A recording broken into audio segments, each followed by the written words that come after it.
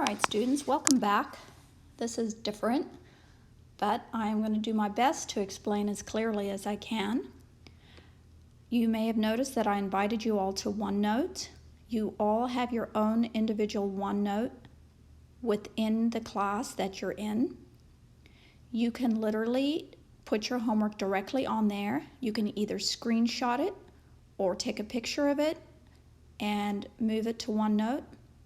Or if you're lucky enough to have an iPad or a Surface Pro or writing capability on your device, you can do the homework directly on there and I can grade it directly on there. Finally, if none of that is working for you, you can old-fashioned do your homework on a piece of paper, take a picture of it and email it to me and I'll grade it.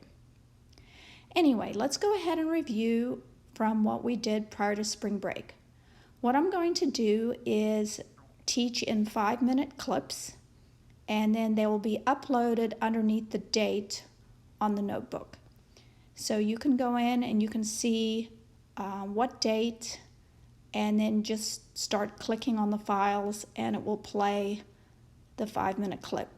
I'm going to keep it at 5-minute clips because this allows me to sneeze and you to take a break, and also I think it will keep from overwhelming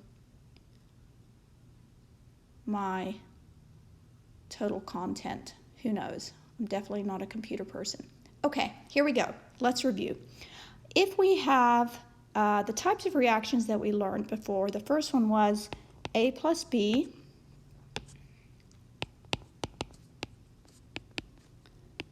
makes AB. We called this a synthesis or a combination reaction. Now, the synthesis or combination reaction simply is that two things are combining together to make one. We could also have A plus B plus C yields ABC. This is also a synthesis or combination reaction. We did one of these in the lab. Remember, we took magnesium, we burned it in the presence of oxygen, we made magnesium oxide. This was the thing that burned bright white, and we couldn't look at it because no one wants to damage their retina, but the room was flashing bright white, so that's how we knew it burned bright white. Now, this is a synthesis reaction. Magnesium was a solid.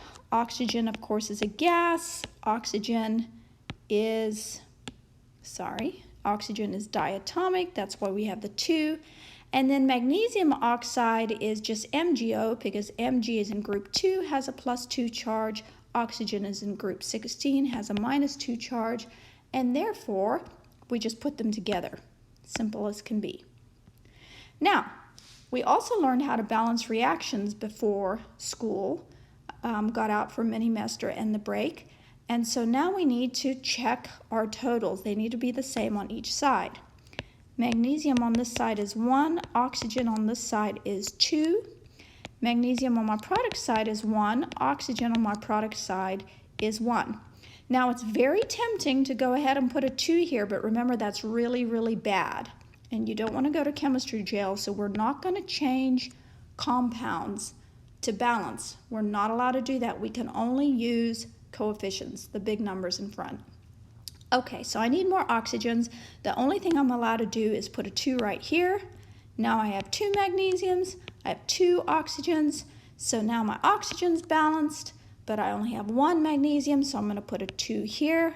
Now I have 2 magnesiums, I have 4 total atoms on this side, 4 total atoms on this side. This is balanced. I didn't break the law of conservation of mass. I am not God, so I can't create or destroy matter. Therefore, I am a real scientist. Okay, so that was the first type of reaction we discussed before you went off for break, the synthesis or combination reaction.